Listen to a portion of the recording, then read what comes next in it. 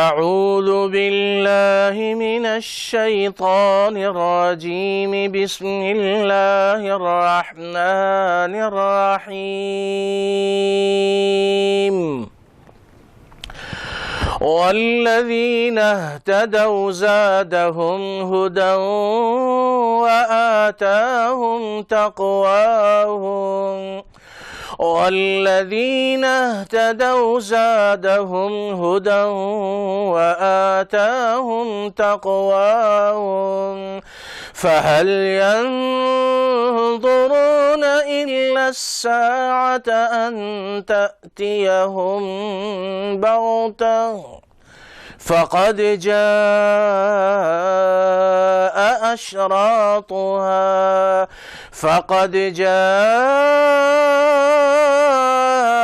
أشراطها فأنى لهم إذا جاءتهم ذكراهم فاعلم أنه لا إله إلا الله فاعلم أنه لا إله إلا الله فاعلم أنه لا إله إلا الله فاعلم أنه لا إله إلا الله لا إله إلا الله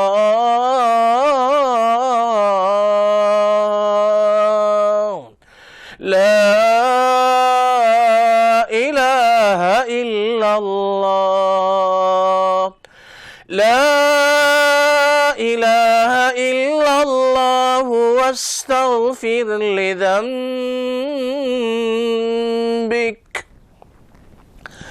واستغفر لذنبك وللمؤمنين والمؤمنات والله يعلم متقلبكم ومثواكم۔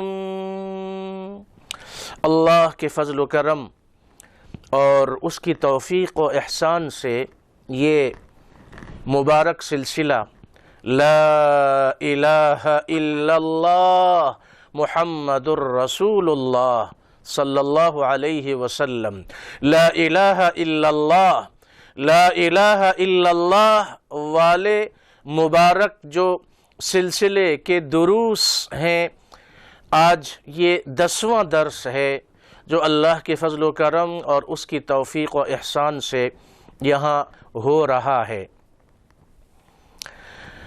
من قال حين يأوي إلى فراشه لا إله إلا الله وحده لا شريك له له الملك وله الحمد وهو على كل شيء قدير لا حول ولا قوة إلا بالله العلي العظيم سبحان الله والحمد لله ولا إله إلا الله والله أكبر۔ یہ وہ مبارک جملے ہیں جن کے بارے میں آقا صلی اللہ علیہ وسلم کا ارشاد مبارک ہے۔ امام ابن حبان نے اپنی صحیح میں اور امام النسائی نے اپنی سنن میں اس حدیث مبارک کو نقل کیا ہے۔ غفر اللہ ذنوبہ وإن كانت مثل زبد البحر۔ یہ جو جملے ہیں جو ایک جملے میں پرو دیے گئے ہیں، لا الہ الا اللہ وحدہ لا شریک لہ لہ الملک ولہ الحمد وہو علی کل شیء قدیر لا حول ولا قوة الا باللہ العلی العظیم سبحان اللہ والحمد للہ ولا الہ الا اللہ واللہ اکبر۔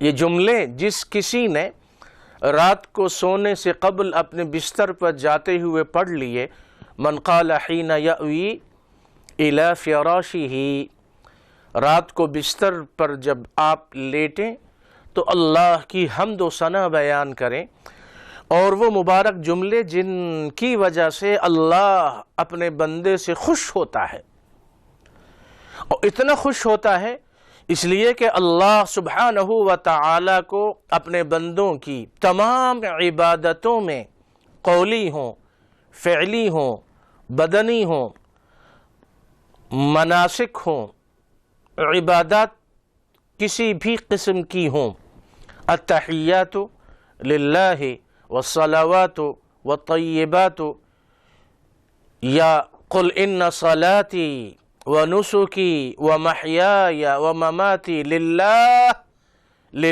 رب العالمین لا شریک لہ، تمام عبادتوں میں جو سب سے افضل عبادت ہے، اللہ کے ہاں سب سے زیادہ پسندیدہ، وہ کلمہ توحید ہے۔ اللہ کو بہت خوشی ہوتی ہے جب بندہ توحید و سنت پہ چلنے والا، توحید و سنت کا علم بردار، توحید و سنت کا داعی، کلمہ توحید اہل سنت والجماعت کا جو اصل منہج ہے، جو کلمہ توحید ہے، جو کلمہ اساس ہے، جو کلمہ بنیاد ہے، ہم نے بارہا بتایا، نجات کا ذریعہ اور نجات والا کلمہ۔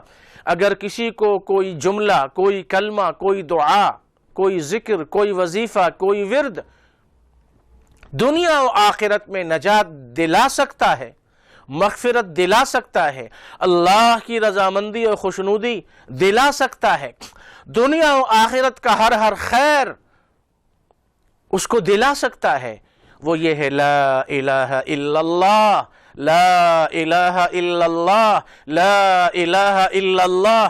اس کا جب ورد ہوگا، تذکرہ ہوگا، اور اسی کے نعرے لگیں گے، اسی کی دہائیاں دی جائیں گی، اور اسی کو گلی کوچوں میں عام کیا جائے گا، اللہ اکبر اور لا الہ الا اللہ۔ اور اسی لیے تکبیرات جو عیدین میں مستحب اور مسنون قرار دی گئیں، حج کے موقع پہ، عرفات میں، منی میں، مکہ مکرمہ میں، مدینہ منورہ میں، عیدین کی جو مبارک راتیں ہیں، ان راتوں میں باقاعدہ حکم دیا گیا، اور بعض سلف صالحین اور تابعین نے اس کو وجوب کا درجہ دیا کہ ہر مقام پر، ہر گلی، ہر کوچے میں عید کی رات اور مبارک راتیں، تہواروں کے موقع پہ، قومی دن ہے، یوم آزادی ہے، یوم آپ کا اپنا قومی دن ہے وطن کا، آپ کے ملک کا، خوشی کی تقریب ہے، شادی کی تقریب ہے، عقیقہ کی تقریب ہے، خوشی کی تقریب ہے، ترقی ہوئی اس کی تقریب ہے، اور کسی بھی قسم کا مجمع ہو، اکٹھے ہوں دو مسلمان، دو سے زیادہ، تو اس وقت یہی ہو کہ اللہ اکبر کبیرا والحمد للہ کثیرا وسبحان اللہ بکرۃ واصیلا۔ آئیے ہم سب مل کے پڑھیں، آپ بھی پڑھیں میرے ساتھ، ہم گھر کی خواتین کو، بچیوں کو، بچوں کو، سب کو، اسکول، اپنی کلاسز میں، مدارس میں، مساجد میں، نمازیوں کو تلقین کرو، بچوں کو تلقین کرو، ہاسٹل میں لڑکے بچے ایک دوسروں کو تلقین کریں، اپنے بھائیوں اور دوستوں کو، ہماری بچیاں اپنی بہنوں اور سہیلیوں کو تلقین کریں۔ آئیے ہم سب پڑھیں، اللہ اکبر کبیرا، اللہ اکبر کبیرا، اللہ اکبر کبیرا والحمد للہ کثیرا، والحمد للہ کثیرا، والحمد للہ کثیرا وسبحان اللہ بکرۃ واصیلا۔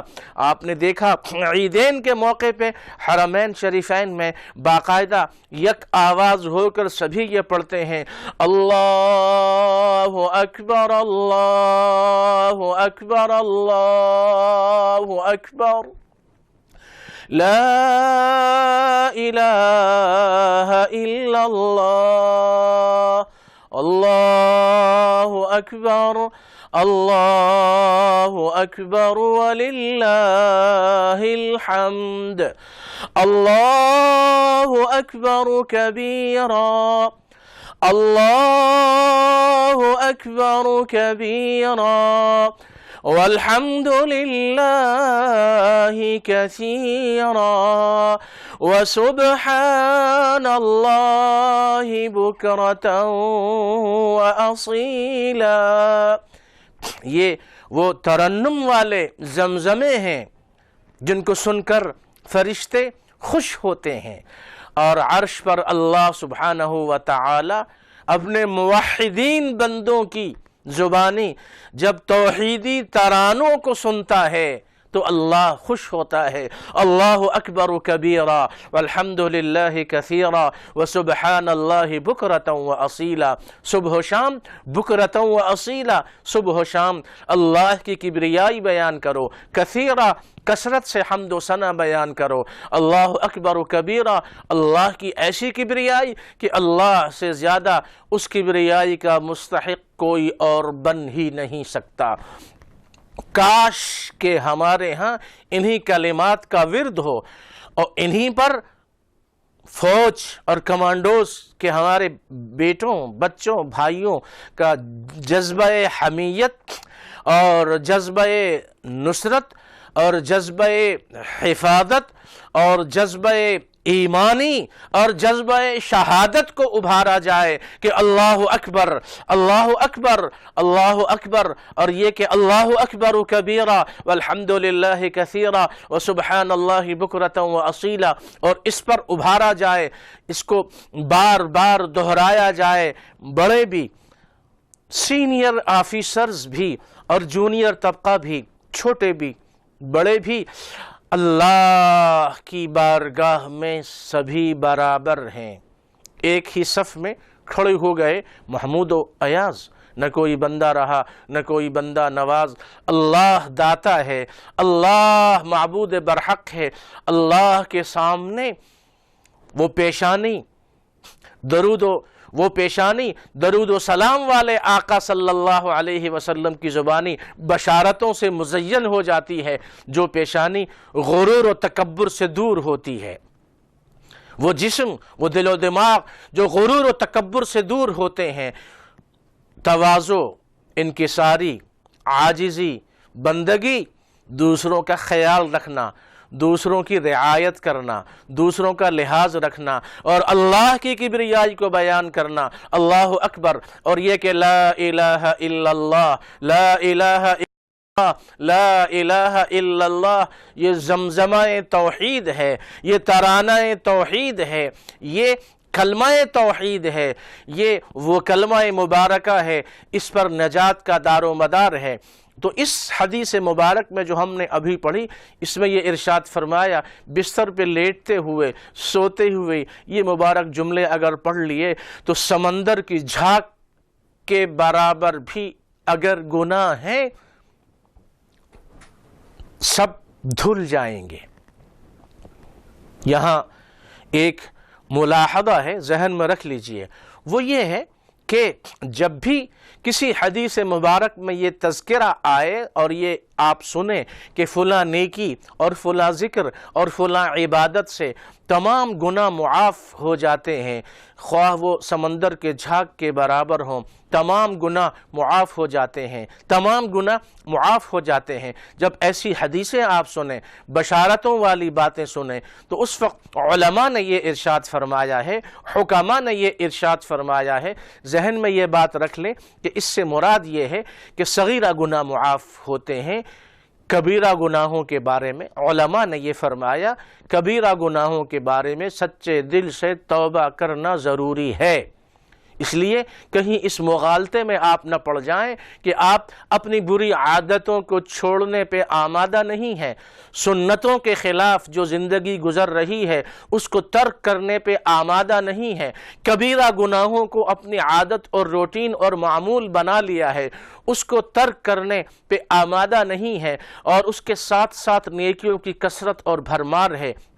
یقیناً یہ بہت اچھی بات ہے، لیکن کسی بھی نیکی کا کما حقہ اثر اس وقت ہوتا ہے جب یہ بندہ مومن یا یہ اللہ کی بندی اپنے شب و روز میں، اپنے کردار میں، اخلاق میں، معاملات میں، لین دین میں، بول چال میں، اٹھنے بیٹھنے میں، اپنی زندگی میں ان تمام گناہوں کو چھوڑ دے جو کبیرہ گناہ ہیں، حرام کاموں کو چھوڑ دے، شرک اور بدعات کو ترک کر دے، حقوق العباد کو ادا کرے، اس صورت میں۔ اور توبہ کے لیے ضروری ہے کہ جو گناہ بھی انسان کر رہا ہے یا اس نے وہ گناہ کیے ہیں ان کے بارے میں سب سے پہلے سچے دل سے اللہ کے سامنے اپنی توبہ کو پیش کرے۔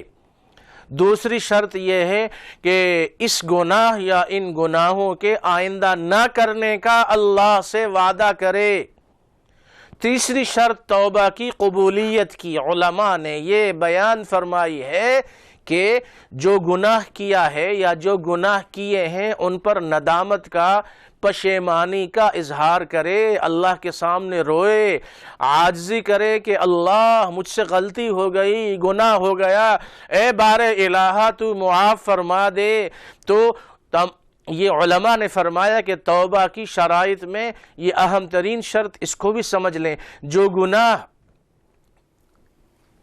کر رہا ہے یا جو گناہ کسی نے کیے ہیں اس گناہ کو، ان گناہوں کو، اس بری عادت کو، ان بری عادتوں کو فوراً چھوڑ دے اور سچے دل سے توبہ کرے، آئندہ نہ کرنے کا عہد کرے، ان پر پشیمانی کا اظہار کرے۔ یہ 3 یا 4 اہم شرائط ہیں جو علماء نے بیان کی ہیں توبہ کی قبولیت کے لیے۔ اور اگر گناہ کا تعلق کسی انسان سے ہے، کسی کی غیبت کی ہے، کسی پر تہمت لگائی ہے، کسی کی بے عزتی کی ہے، کسی کو رسوا کیا ہے، کسی کو گالی دی ہے، کسی کو برا بھلا کہا ہے، کسی کو مارا پیٹا ہے، کسی کا مال دبایا ہے، کسی کو اندھیرے میں رکھ کے اس کی سادگی سے اور سادہ لوحی سے ناجائز فائدہ اٹھایا ہے، کسی کو دھوکہ دیا ہے، کسی کو فریب دیا ہے، کسی سے جھوٹ بولا ہے، کسی کے ساتھ زیادتی کی ہے، کسی کو اذیت پہنچائی ہے، کسی کی امانت میں خیانت کی ہے، کسی کے حقوق میں ڈنڈی ماری ہے، ان تمام کا معاملہ یہ ہے کہ جب تک اس آدمی سے معافی نہ مانگی جاوے اللہ معاف نہیں کرتا۔ حقوق العباد کا معاملہ بہت خطرناک ہے۔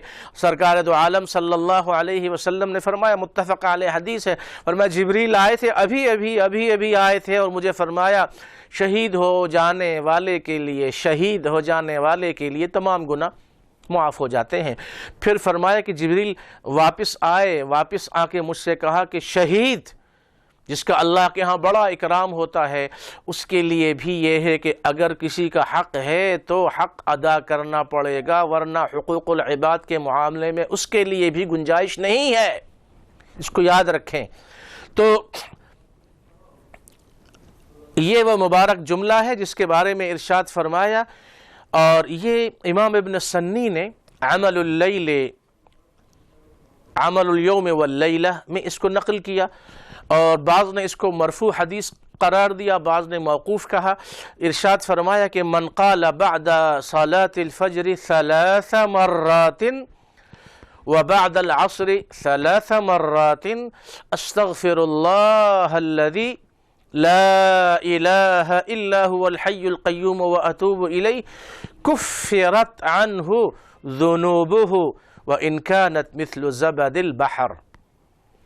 یہاں پر بھی استغفار کے ساتھ لا الہ الا اللہ والا جملہ ہے۔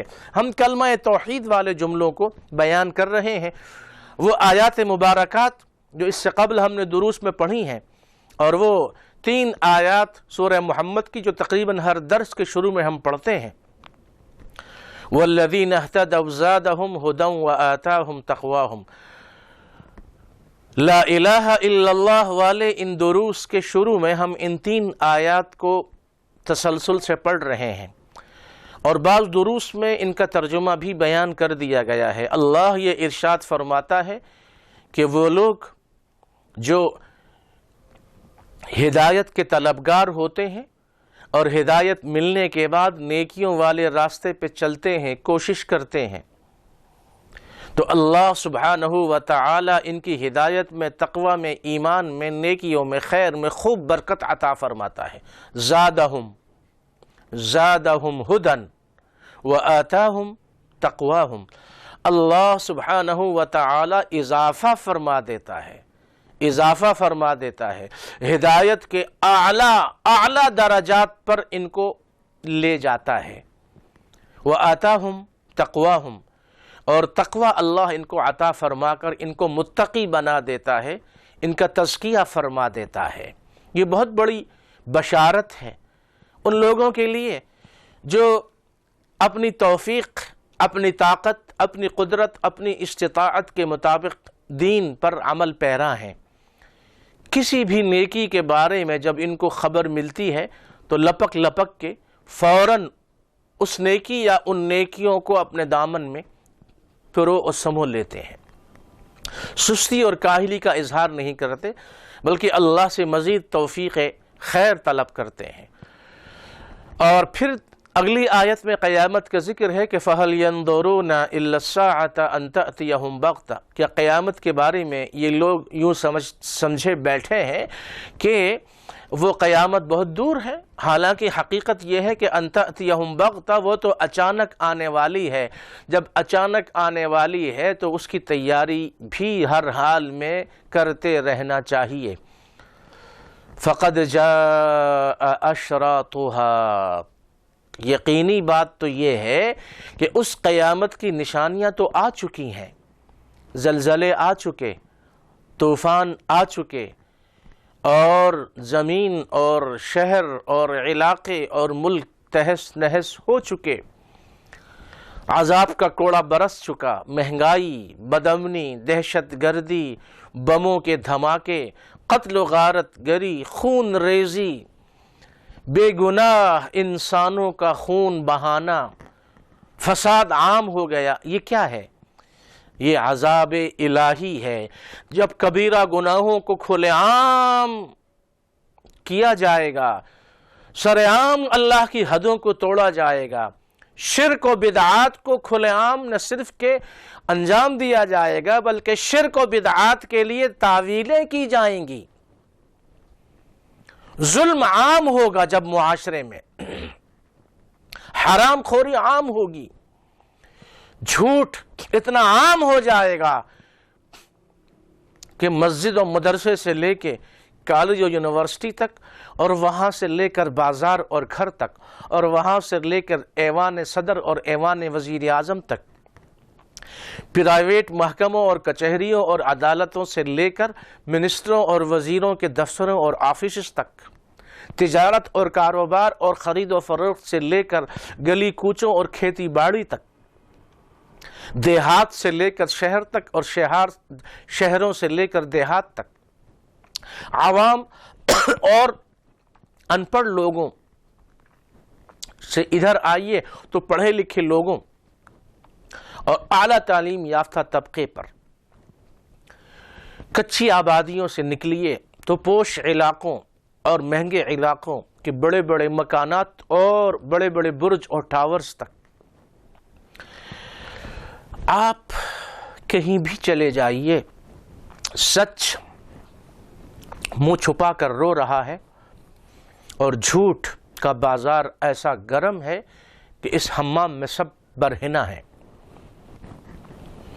دھوکہ دہی، فریب، لا الہ الا اللہ کا ورد جاری ہے، محمد الرسول اللہ کا ورد جاری ہے، اللہ سے محبت کے دعوے اور اس کے مظاہرے جاری ہیں، رسول اللہ صلی اللہ علیہ وسلم سے محبت کے دعوے اور اس کے مظاہرے جاری ہیں، جلسے جلوس، پروگرام، کانفرنس، سیمینار رواں دواں ہیں، اجتماعات ہو رہے ہیں، ہزاروں لاکھوں لوگ جمع ہو کے ذکر خیر کرتے ہیں، لیکن جب اندر جھانکیے تو معلوم ہوا جھوٹ کو ترک کرنے اور سچ کو اپنانے پہ ایک شخص بھی تیار نہیں ہے۔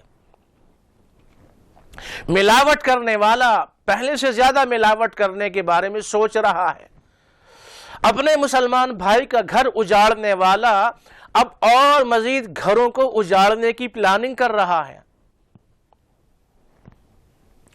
لا الہ الا اللہ محمد الرسول اللہ کے زمزمے، ترانے، ورد، ذکر اور یہ اجتماعات اس وقت کارگر ثابت ہوں گے جب یہ لا الہ الا اللہ محمد الرسول اللہ اس بدن کے اوپر عملی طور پہ اس کا اظہار ہوگا۔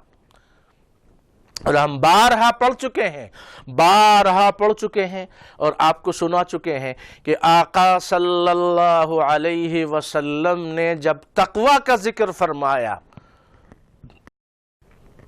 تقوی کا ذکر فرمایا، لا الہ الا اللہ محمد الرسول اللہ صلی اللہ علیہ وسلم کا ورد کرو، پڑھو، قرآن کی تلاوت کرو، نوافل پڑھو، فرض نمازیں پڑھو، حج کرو، عمرے کرو، زکوٰۃ کی ادائیگی کرو، نیکیاں کماؤ، خوب نیکیاں کماؤ۔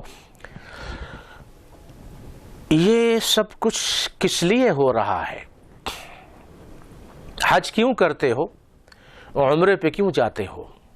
زکوٰۃ کیوں دیتے ہو؟ صدقہ و خیرات کیوں دیتے ہو؟ ناداروں، غریبوں، مسکینوں کی مدد کیوں کرتے ہو؟ نمازیں کیوں پڑھتے ہو؟ دعائیں کیوں کرتے ہو؟ نیکیاں کیوں اپناتے ہو؟ کیوں؟ اس لیے نا کہ ہم متقی بن جائیں۔ نماز کا مقصد تقوی ہے، حج کا مقصد تقوی ہے، عمرے کا مقصد تقوی ہے، قربانی کا مقصد تقوی ہے، ہر نیکی کا مقصد تقوی ہے۔ لا الہ الا اللہ محمد الرسول اللہ ہدایت ہے، ایمان ہے، یہی تقوی ہے۔ اور تقوی اس وقت پیدا ہوتا ہے جب آپ کی نماز آپ کو برے کام سے روکے، آپ کا حج، آپ کا عمرہ آپ کو برائی، نافرمانی، شر، جھوٹ، زیادتی، ظلم، حرام خوری، سود خوری، رشوت خوری اس سے روکے۔ یہ تقوی ہے۔ صحیح مسلم کی حدیث میں آپ علیہ الصلاۃ والسلام نے ارشاد فرمایا، التقوی ہاہنا، التقوی ہاہنا، التقوی ہاہنا، ویشیر الی صدرہ ثلاثا، ویشیر الی صدرہ ثلاثا۔ آپ صلی اللہ علیہ وسلم نے 3 مرتبہ ادھر اشارہ فرمایا اور فرمایا التقوی ہاہنا، التقوی ہاہنا، التقوی ہاہنا۔ ارے تقوی ادھر ہے، تقوی ادھر ہے، تقوی ادھر ہے۔ مطلب یہ ہوا کہ انسان جتنا زیادہ متقی ہوگا اسی قدر اس کے دل میں اللہ کی محبت و کبریائی زیادہ ہوگی، اور آقا صلی اللہ علیہ وسلم کی محبت اور اطاعت زیادہ ہوگی، اور وہ اس کا بدن یہ بتائے گا کہ اب یہ وہ متقی ہے جو جھوٹ نہیں بولتا، یہ وہ متقی ہے جو ذخیرہ اندوزی نہیں کرتا، یہ وہ متقی ہے جو کسی کو دھوکہ نہیں دیتا، یہ وہ متقی ہے جو ظلم اور زیادتی اور گالی گلوچ اور کسی بھی قسم کی برائی سے دور ہے۔ یہ ہے تقوی۔ لا الہ الا اللہ محمد الرسول اللہ۔ استغفار والے جملے میں بھی لا الہ الا اللہ ہے، اس لیے کہ جب بندہ اللہ سے معافی مانگتا ہے، مغفرت طلب کرتا ہے، توبہ اپنی پیش کرتا ہے، استغفار پڑھتا ہے، تو اللہ کو بہت پیار آتا ہے اس وقت جب یہ اپنے استغفار والے جملے میں لا الہ الا اللہ کو شامل کر لیتا ہے۔ لا الہ الا اللہ وہ مبارک جملہ ہے جو اللہ کو سب سے زیادہ پسند ہے۔ اپنی دعاؤں میں، ورد میں، ذکر میں، وظیفے میں، ہر دم زبان کو روا رکھو، لا الہ الا اللہ، لا الہ الا اللہ۔ اللہ کا محبوب بننے کے لیے اس سے آسان، کارگر اور کوئی وظیفہ نہیں ہے۔ مختصر ترین، اس لیے کہ یہ خالص توحید ہے، لا الہ الا اللہ۔ یہاں یہ ارشاد فرمایا، استغفر اللہ الذی لا الہ الا هو الحی القیوم واتوب الیہ۔ جس نے یہ جملہ پڑھا اس کے سارے گناہ اللہ معاف فرما دیتا ہے۔ استغفر اللہ الذی لا الہ الا هو الحی القیوم واتوب الیہ۔ یہ استغفار والا مبارک جملہ ہے۔ توبہ اور استغفار اللہ کی بارگاہ میں پیش کرنے کے لیے اس جملے کو بار بار پڑھا جائے۔ یہاں یہ ارشاد فرمایا کہ جس نے صبح اور عصر میں 3 مرتبہ یہ جملہ پڑھ لیا تو اللہ سارے گناہوں کو معاف فرما دیتا ہے۔ لا الہ الا اللہ میں ایک وہ اہم دعا بھی ہے جس کو ہم متفق علیہ روایت میں ہے اور صحیح بخاری میں بار بار اس کا ذکر آیا، سید الاستغفار اس کو کہا گیا۔ ہم لوگ جو توبہ استغفار والی دعائیں پڑھتے ہیں، استغفر اللہ، فرض نماز کے بعد جب آقا صلی اللہ علیہ وسلم سلام پھیرتے، السلام علیکم ورحمۃ اللہ دائیں طرف، السلام علیکم ورحمۃ اللہ بائیں طرف، تو صحیح بخاری اور دوسری کتب احادیث سے یہ ثابت ہے کہ سلام پھیرنے کے بعد آقا صلی اللہ علیہ وسلم اللہ اکبر فرماتے، کہتے، اور پھر یہ ارشاد فرماتے اور پڑھتے 3 مرتبہ، استغفر اللہ استغفر اللہ استغفر اللہ۔ تو استغفار کا مطلب یہ ہوتا ہے، استفعال کے وزن پر ہے، اللہ سے معافی مانگنا۔ اس کا اصل مادہ غین اور فا اور را ہے، اور وہ ڈھال کو کہتے ہیں، ڈھانپنے کو کہتے ہیں۔ استغفار کو استغفار اس لیے کہتے ہیں کہ بندہ اللہ تعالی سے معافی مانگتا ہے کہ اللہ اپنے عفو اور دامن رحمت میں بندے کو ڈھانپ لے۔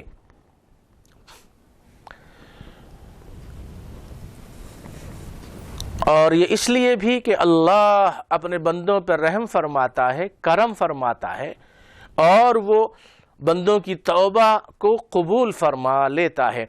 استغفار والے جملوں میں ایک تو یہ عام جملہ ہے، استغفر اللہ استغفر اللہ استغفر اللہ۔ دوسرا جملہ ہے، استغفر اللہ ربی من کل ذنب واتوب الیہ، استغفر اللہ ربی من کل ذنب واتوب الیہ، میں معافی مانگتا ہوں، استغفار توبہ اپنی پیش کرتا ہوں اللہ کی بارگاہ میں، اور میں توبہ بھی اس کے ساتھ پیش کرتا ہوں۔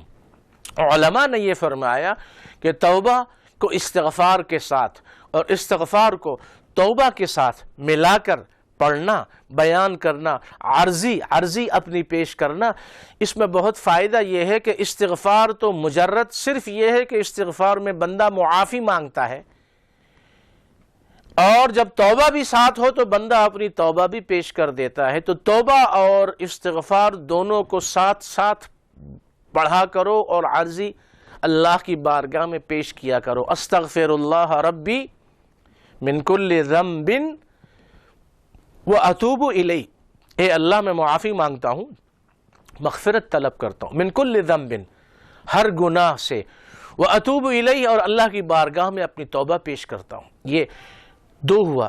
تیسری استغفار وہ وہی ہے جو ابھی ہم نے پڑھی، استغفر اللہ الذی لا الہ الا هو الحی القیوم واتوب الیہ۔ 3 ہو گئیں۔ چوتھی جو دعا ہے اس کے بارے میں فرمائے کہ یہ دعا ہے سید الاستغفار، استغفار کی تمام دعاؤں کی سردار دعا ہے، سید الاستغفار۔ صحیح بخاری میں یہ ارشاد فرمایا رسول اللہ صلی اللہ علیہ وسلم نے، جس نے صبح پڑھ لی یہ دعا فجر کے بعد، یا صبح کسی وقت پڑھ لی، شام ہونے سے پہلے اس دن میں اگر اس کا انتقال ہو گیا تو یہ جنتی ہے، سبحان اللہ کہہ دیجئے۔ بشارت کتنی عظیم ہے، مختصر سی دعا ہے، اللہم انت ربی لا الہ، ہم نے اس کو اس لیے بیان کیا کہ اس میں بھی لا الہ الا ہے، لا الہ الا، اللہم انت ربی لا الہ الا انت خلقتنی وانا عبدک وانا علی عہدک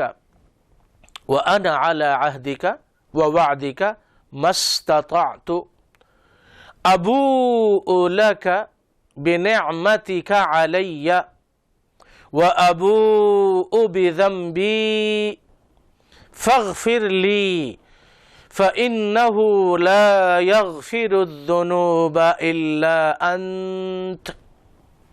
یہ ہے دعائے سید الاستغفار، اللہم انت ربی لا الہ الا انت، لا الہ الا انت، صبح اگر پڑھ لی اور اس دن موت واقع ہو گئی تو جنتی، شام کو اگر یہ دعا پڑھ لی اور رات میں کسی وقت انتقال ہو گیا تو جنتی، اور ہر فرض نماز کے بعد پڑھنا مسنون ہے، فرمایا کہ ہر نماز کے بعد بھی پڑھ لیا کرو۔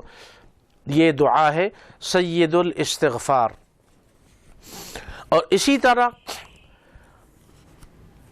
تسبیحات والی جو مبارک جملے ہیں ان میں ایک جملہ وہ بھی ہے، اور وہ مشہور دعا ہے اور وہ مشہور نماز ہے جس کے بارے میں ہم سب جانتے ہیں کہ اس کو صلاۃ تسبیح کہا جاتا ہے۔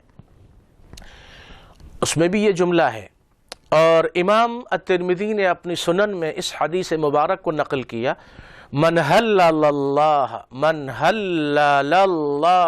مئۃ مرۃ بالغداۃ ومئۃ مرہ بالعشی کان کمن اعتق مئۃ رقبۃ من ولد اسماعیل علیہ السلام۔ جس نے صبح اور شام کو 100 مرتبہ حلل اللہ، ہم نے اس سے قبل پڑھا اور بتایا کہ تکبیر کہتے ہیں اللہ اکبر کو، تحمید کہتے ہیں الحمدللہ کو، تسبیح کہتے ہیں سبحان اللہ کو، اور حوقلہ کہتے ہیں لا حول ولا قوة الا باللہ کو، اور تہلیل کہتے ہیں لا الہ الا اللہ کو بھی، اور لبیک اللہم لبیک جو تلبیہ ہے اس کو بھی تہلیل سے یاد کیا گیا ہے بعض روایات میں۔ من حلل اللہ، جس نے صبح اور شام 100 مرتبہ یہ پڑھا لا الہ الا اللہ لا الہ الا اللہ، تو گویا کہ اس نے اسماعیل علیہ السلام جیسے جلیل القدر اللہ کے محبوب نبی کی اولاد میں سے 100 غلاموں کو آزاد کر دیا۔ ایک غلام آج کے دور میں ہزاروں نہیں لاکھوں روپے خرچ کیے جائیں تب وہ موازنہ ہوتا ہے، ایک غلام کو آزاد کرنے کی مقدار ہزاروں میں نہیں ہے، لاکھوں میں ہے۔ 100 غلام آزاد کرنے کا عظیم اجر و ثواب، ہمالیہ پہاڑ سے بھی زیادہ عظیم بڑا اجر و ثواب اس کے لیے جو اپنی زبان کو لا الہ الا اللہ پر رواں دواں رکھتا ہے۔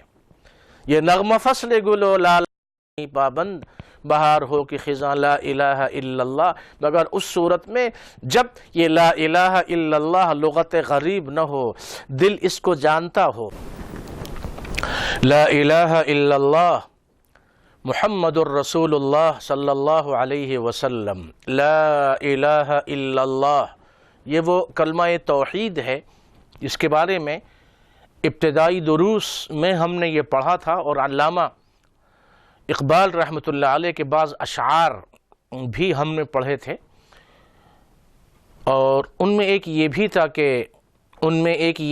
تھا کہ تیرا لا الہ الا،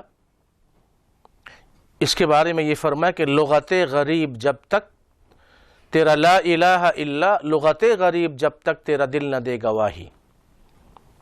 یہ لا الہ الا جو ہے یہ لغت غریب ہے، یعنی اجنبی جملہ ہے، جب تک تیرا دل نہ دے گواہی۔ اور وہ شعر اصل میں یوں تھا کہ تو عرب ہو یا عجم ہو تیرا لا الہ الا، شعر یوں تھا تو عرب ہو یا عجم ہو تیرا لا الہ الا، لغت غریب جب تک تیرا دل نہ دے گواہی، تو عرب ہو یا عجم ہو تیرا لا الہ الا، عرب ہو عجم ہو لا الہ الا اللہ اس وقت تک کارگر لا الہ الا اللہ نہیں بن سکتا جب تک اس پر عمل درآمد نہ ہو، عمل پیرا نہ ہو۔ اور علامہ ہی نے فرمایا کہ خرد نے کہہ بھی دیا لا الہ تو کیا حاصل، دل و نگاہ مسلمان نہیں تو کچھ بھی نہیں۔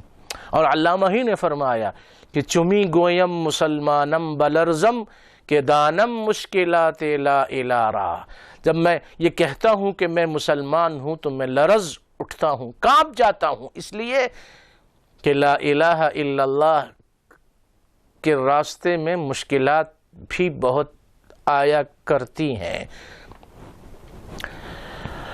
لا يؤمن احدكم حتى يكون هواه تبعا لما جئت به۔ امام النووی رحمہ اللہ تعالی نے ریاض الصالحین اور 40 نووی میں ان احادیث کو جو 40 یا کم و بیش نقل کرنے کے بعد یہ حدیث بھی نقل فرمائی ہے۔ رسول اللہ صلی اللہ علیہ وسلم فرماتے ہیں تم میں سے کوئی بھی اس وقت تک مومن کامل نہیں بن سکتا جب تک اس کی ہر خواہش، ہر تمنا حتی یکون ہواہ، خواہشیں تمنائیں اس چیز کے یعنی اس دین کے تابع نہ ہو جائیں جو میں لے کر آیا ہوں۔ لا الہ الا اللہ محمد الرسول اللہ صلی اللہ علیہ وسلم کا ہم سے یہ مطالبہ ہے کہ ہم اپنی زندگی میں تبدیلی لائیں۔ تبدیلی کے نعرے در حقیقت مومن کو وہ تبدیلی درکار ہے جو اس کو آخرت والی زندگی میں کامیابی اور کامرانی سے نوازے۔ وَمَن يُطِعِ اللَّهَ وَرَسُولَهُ فَقَدْ فَازَ فَوْزًا عَظِيمًا۔ سب سے بڑی کامیابی اس کو مل گئی جس نے اللہ اور اس کے رسول صلی اللہ علیہ وسلم کی اطاعت کو قبول کر لیا۔ 50,000 سال کے برابر کا جو دن ہوگا اس دن وہ تبدیلی فائدہ دے گی جو گناہوں اور غفلت والی زندگی سے اطاعت اور تقوی کی طرف ہوئی ہوگی۔ آئیے ہم سب مل کے ایسی تبدیلی لائیں اپنے اندر، اپنی زندگی میں ایسی تبدیلی لائیں جس سے ہمارا مولا ہم سے خوش اور راضی ہو جائے، ہماری آخرت بن جائے، ہماری قبر بن جائے۔ 50,000 سال کے برابر والے دن سایہ نہیں ہوگا۔ ہم اللہ کی بارگاہ میں ایسی نیکیاں پیش کریں کہ ہم اللہ کے عرش کے سائے کے مستحق بن جائیں۔ 7 یظلہم اللہ یوم لا ظل الا ظلہ، متفق علیہ حدیث۔ 7 قسم کے آدمیوں کو اللہ اپنے عرش کا سایہ نصیب فرمائے گا۔ وہ ہوں گے جنہوں نے دنیا کی زندگی میں آخرت کو دنیا پر ترجیح دی ہوگی۔ دنیا کی ضرورتیں، یہ دنیا اور دنیا کی چیزیں، پیسہ کمانا، بچوں کو پڑھانا، گھر بنانا، تجارت کرنا، لین دین کرنا، سیاست کرنا، تجارت کرنا، نوکری کرنا، ملازمت کرنا، لین دین کرنا، دوستی اور رشتے اور تعلق، یہ ضروریات زندگی ہیں، اور ان ضروریات کو دین کے تابع اور شریعت کے تابع کر کے اگر کیا جائے تو یہ تمام چیزیں اس بندے کو آخرت کی طرف لے جاتی ہیں جو کہ مقصد زندگی ہے۔ ضرورت زندگی الگ ہے، مقصد زندگی الگ ہے۔ ضرورت زندگی اور ضروریات زندگی کو مقصد زندگی نہ بناؤ، ضرورت کو ضرورت تک رہنے دو۔ مقصد زندگی آخرت کی فکر اور اللہ کی عبادت ہے، یہ سمجھ لو۔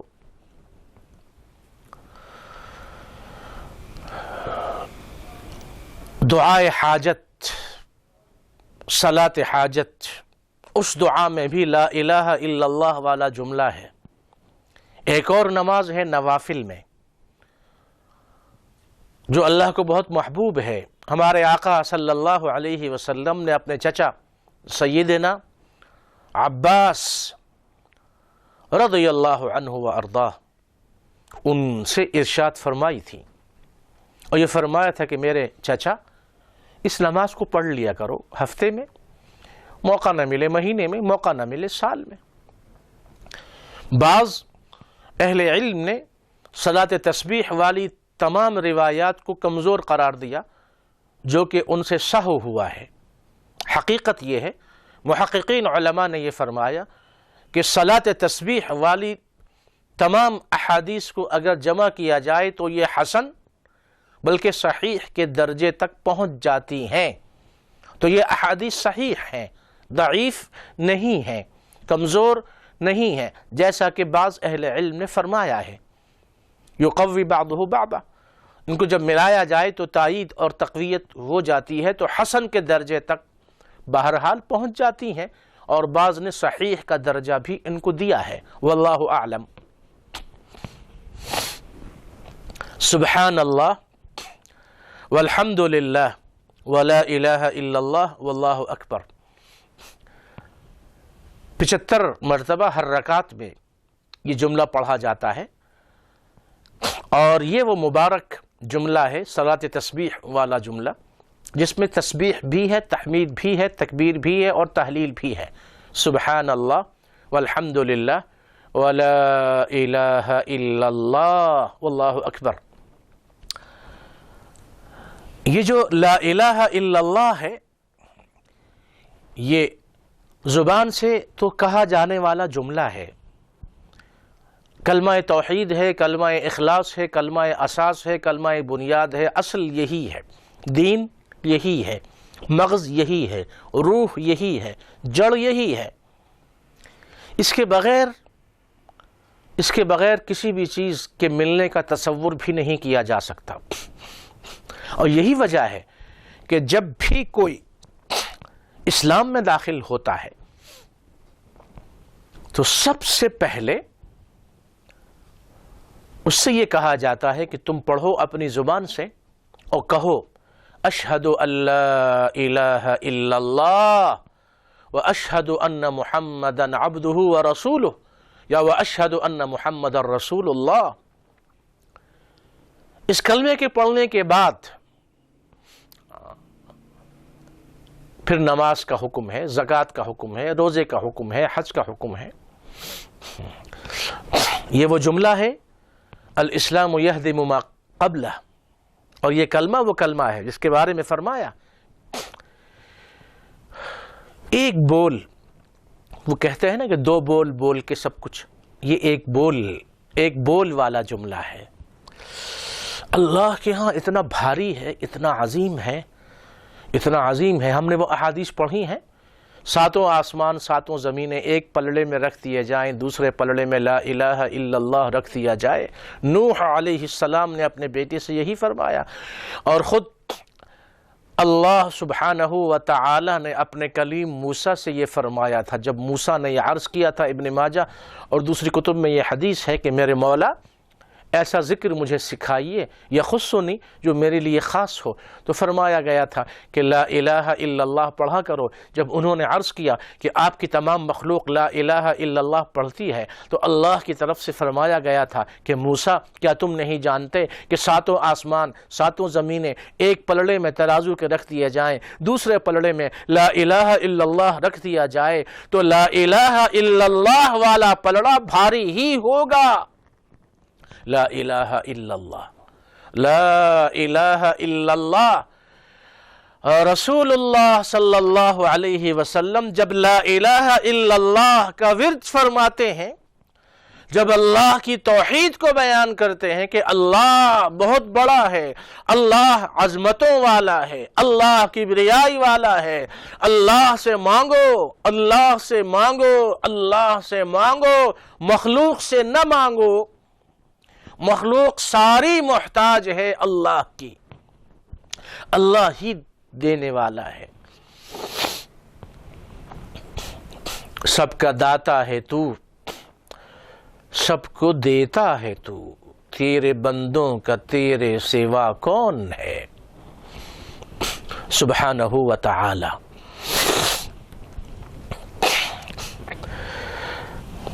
عن عبداللہ بن عمر رضی اللہ عنہما قال قال رسول اللہ صلی اللہ علیہ وسلم، یہ صحیح مسلم کی حدیث ہے جو میں پڑھ رہا ہوں۔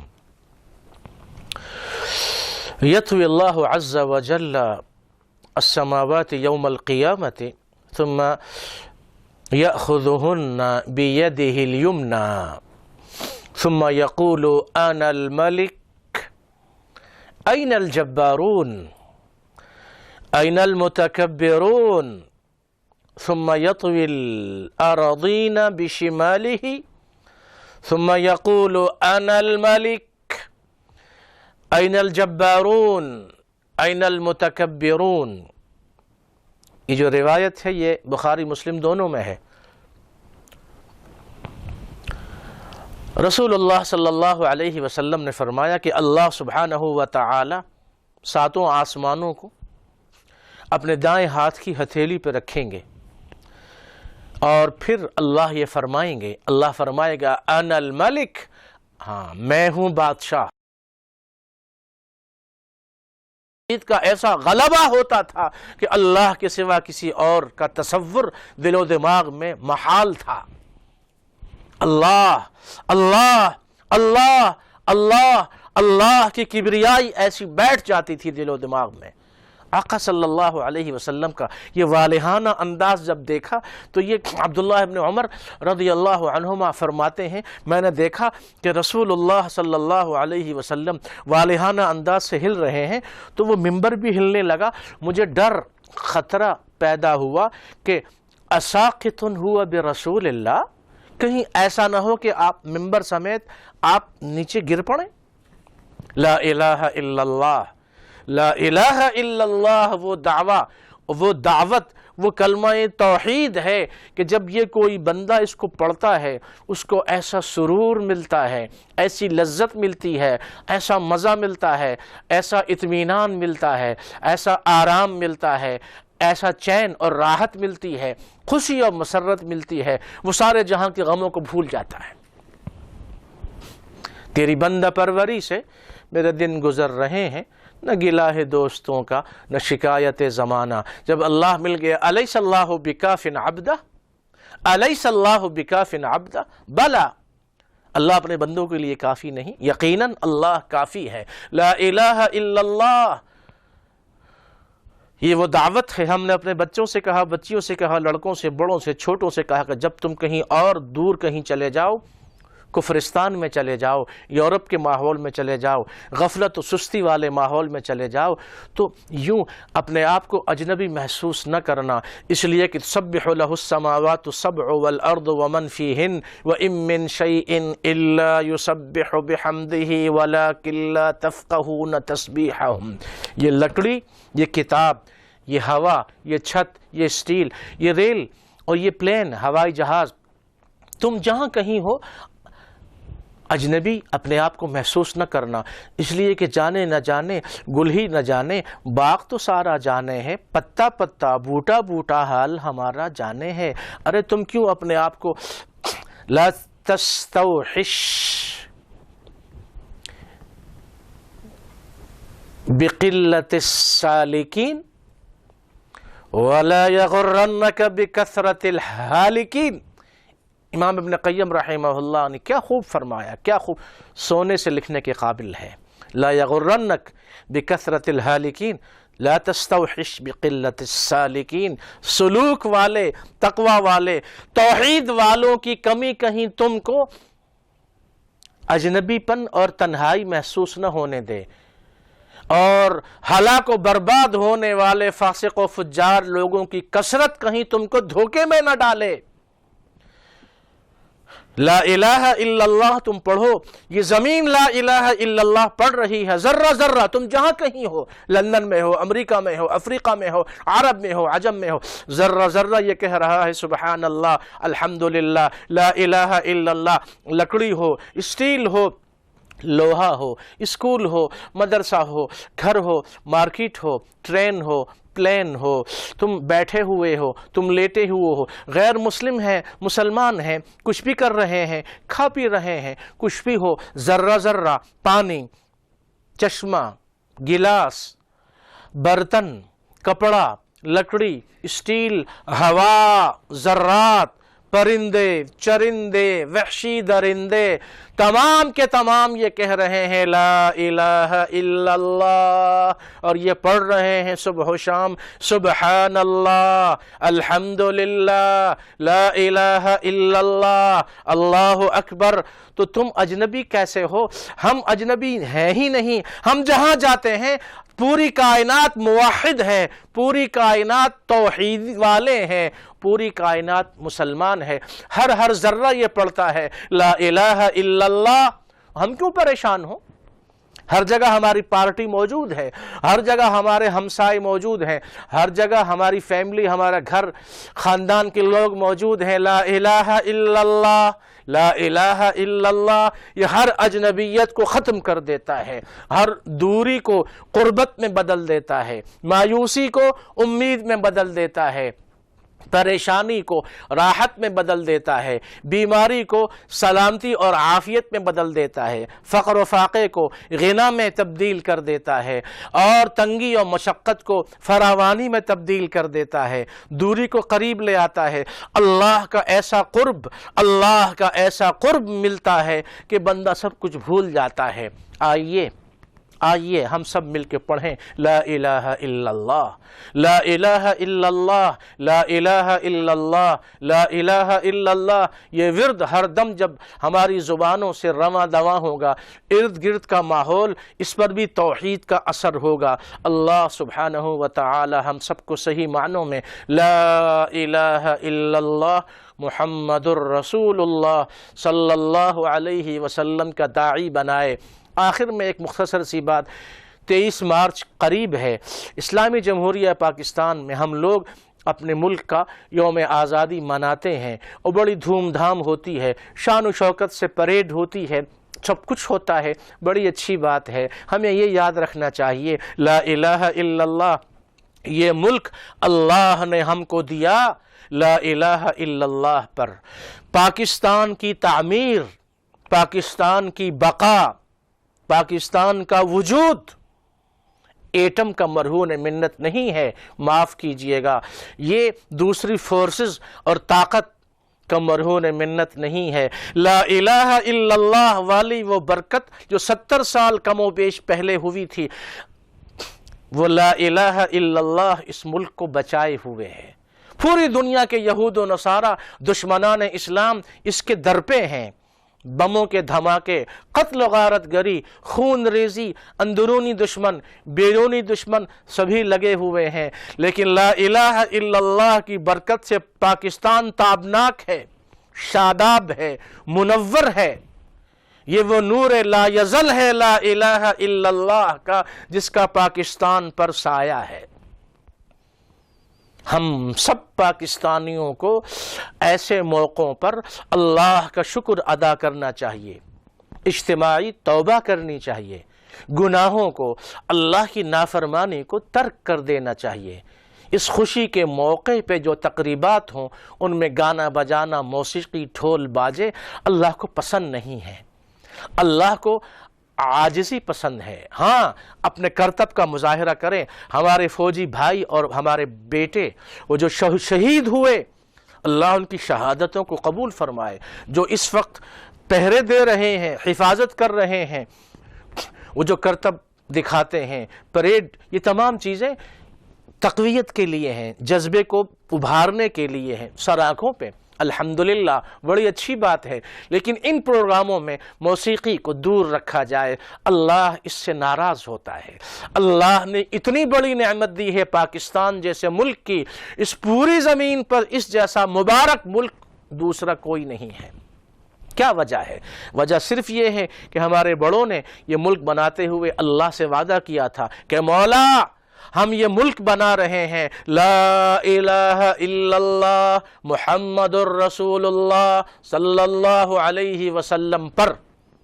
شب قدر کی مبارک رات تھی، قدر والی ذات نے قدر والی رات میں والی نعمت دی بے قدروں کو۔ اس کی قدر کرو، پاکستان سے محبت کرو، پاکستان کو بناؤ، پاکستان کی تعمیر کرو، اعلاء کلمت اللہ کو پاکستان میں عام کرو، نیکیوں کی تلقین کرو، برائیوں سے روکو، پاکستان لا الہ الا اللہ کے لیے بنا تھا، اس لا الہ الا اللہ والے نظام کو پاکستان میں رائج کرو، پھر دیکھو آسمان سے سونا برستا ہے یا نہیں، اور زمین اپنا سونا اگلتی ہے کہ نہیں۔ فضائے بدر پیدا کر، فرشتے تیری نصرت کو اتر سکتے ہیں گردوں سے قطار اندر قطار اب بھی۔ اللہ سبحانہ و تعالی پاکستان کی حفاظت فرمائے، پاکستان کو آباد شاداب رکھے، اس کو تعمیر اور اس کی ترقی میں اللہ سبحانہ و تعالی ہر پاکستانی کو اپنا کردار ادا کرنے کی ہم سب کو توفیق عطا فرمائے۔ وصلی اللہ وسلم وبارک علی سیدنا محمد وعلی آلہ واصحابہ اجمعین۔ والسلام علیکم ورحمۃ اللہ وبرکاتہ۔